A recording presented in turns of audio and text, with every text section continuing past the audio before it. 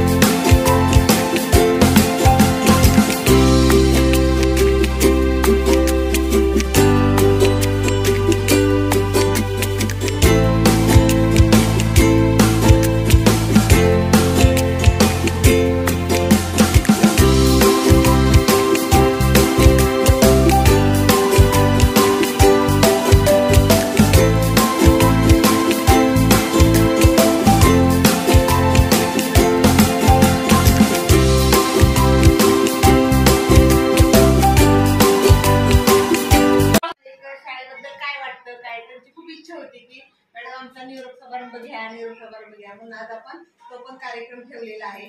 तर आज या कार्यक्रमासाठी उपस्थित असलेले व्यवस्थापन कमिटीचे सर्व सदस्य, विद्यार्थी आणि उपशिक्षक या सर्वांचे प्रथम मी स्वागत करते.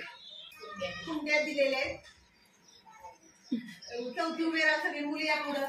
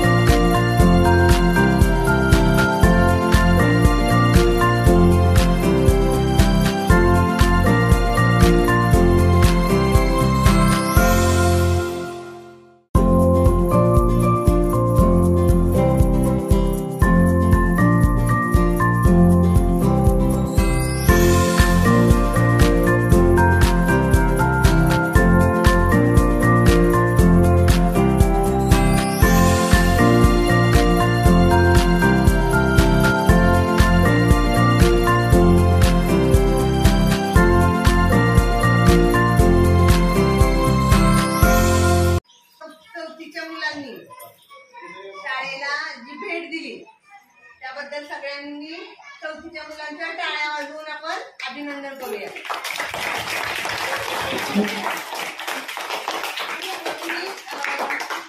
मला जे बोलायचं मी नंतर बोलते. तुम्हाला जे शाळेबद्दल जे तुमचं काय तुम्हाला मनोगत व्यक्त करायचंय ते करायचं पुढे येऊन. चला.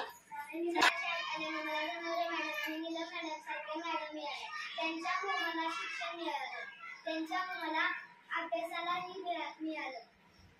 त्या खूप चांगल्या आहेत. मॅडम आहेत. मला इतके सुंदर शिक्षक मिळाले, मला त्याचा अभिमान आहे. माझ्या मॅडम मला खूप सुंदर शिकवतात. आता तुला ह्या मुलांच्या बद्दल सांगायचंय. कसं वाटलं चौथीच्या मुलांच्या बद्दल? तुझे मित्र मैत्रिणी कोण असतील ते कसं सोडून जाणार, मग तुला वाईट वाटतंय का? बरं वाटतंय. खूप आवडतात. माझे मित्र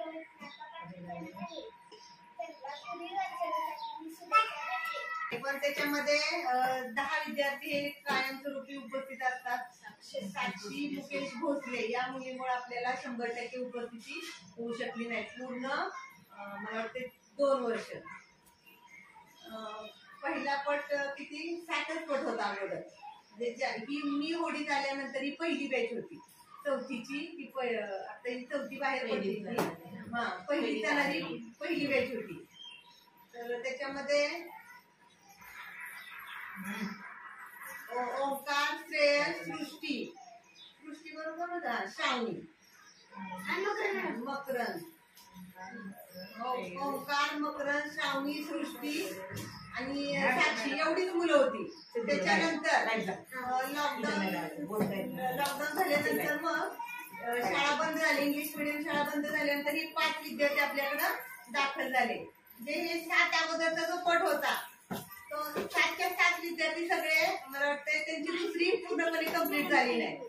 मार्चपर्यंत ते त्यांना शिकवलं गेलं आणि पहिली मार्चपर्यंत झाली त्यांची, दुसरी त्यांची झालीच नाही, लॉकडाऊन मध्येच गेली.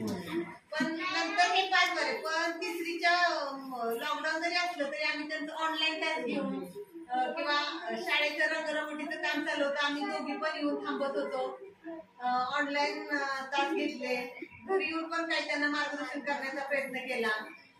आणि जे इंग्लिश मिडियम मध्ये आले ते सुद्धा पूर्ण विद्यार्थी ब्लँक होते, म्हणजे त्यांना मराठी पण वाचता येत नव्हतं. पण आता ना सगळे हे 5वीला जाणारे आपल्या शाळेतून जी मुलं आहेत ना ती पूर्णपणे सगळे वाचन लेखन एकदम व्यवस्थित आहे त्यांचं.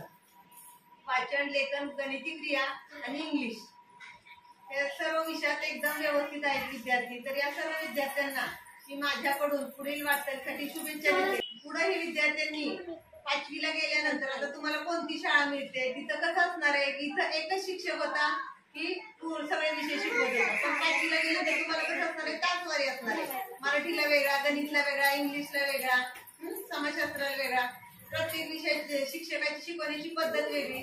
पण त्या ठिकाणी गोंधळून न जाता स्वतः व्यवस्थित पहिल्यापासून जर अभ्यास केला तर कोणती गोष्ट अवघड नसते. ज्या शाळेत जाल त्या शाळेमध्ये मन लावून अभ्यास करा, चांगलं शिका. आपले आई वडील खूप कष्ट करतात, मी तर तुम्हाला कायम सांगत असते. म्हणजे सगळ्याच मुलांना सांगते की तुम्ही जरी 10 रुपये जरी खाल्ले एक दिवस तर ते 10 रुपये कमवायला आई वडिलांना किती कष्ट करावे लागतात, बरोबर आहे की नाही. तर त्या प्रत्येक गोष्टीची जाणीव ठेवायची. आणि बाहेर जरी कुठे शाळेला गेला तर आम्ही बघतो हायस्कूलची मुली इथं निवांत फिरत असतात, खेळत असतात, आई वडील कामाला गेलेले असतात. असं न करता जी काय आपल्याला जबाबदारी दिली ती व्यवस्थित पार पाडून चांगलं शिक्षण घ्या, चांगली शिका, मोठे व्हा. आमचं नाव मोठं करा, तुमच्या आई वडिलांचं नाव मोठं करा, तुम्ही मोठे व्हा. एवढ्या शुभेच्छा देऊन मी माझं 2 शब्द थांबवतो.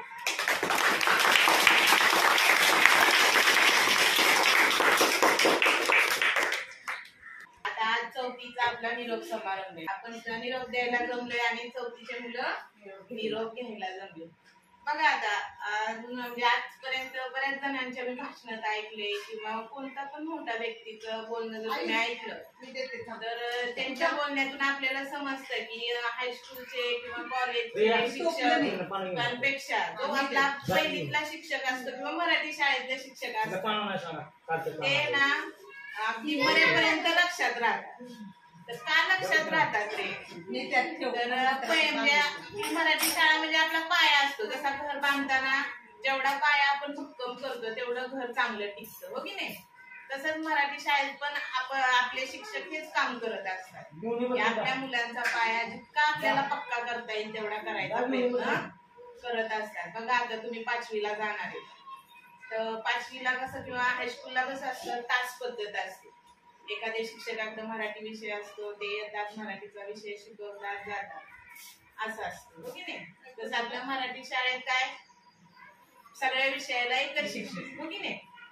म्हणजे सांगायचं तात्पर्य काय, जेवढी जवळीकता आपली मराठी शाळेच्या शिक्षकांबरोबर होते तेवढी हायस्कूलमध्ये क्वचितच पाहायला मिळते. नाही मिळणार असं नाही, तिथं पण चांगले शिक्षक असतात, ते पण चांगलं शिकवायचा प्रयत्न करतात, पण प्रत्येक विषय त्यांच्याकडे नसतो. तर आता 4थीच्या मुलांना एवढंच सांगणार आहे, ज्यावेळेस हायस्कूलला जाल त्यावेळेस मॅडमने पण सूचना दिल्या, आपली जबाबदारी आपण समजायला शिकायचं. कोणीतरी येईल मला अभ्यास सांगेल आणि मग मी करेन असं नाही करायचं. आपली जबाबदारी, मी अभ्यास केला तर मला काहीतरी शिकायला मिळेल हे एवढं लक्षात ठेवायचं आणि अभ्यास करायचा.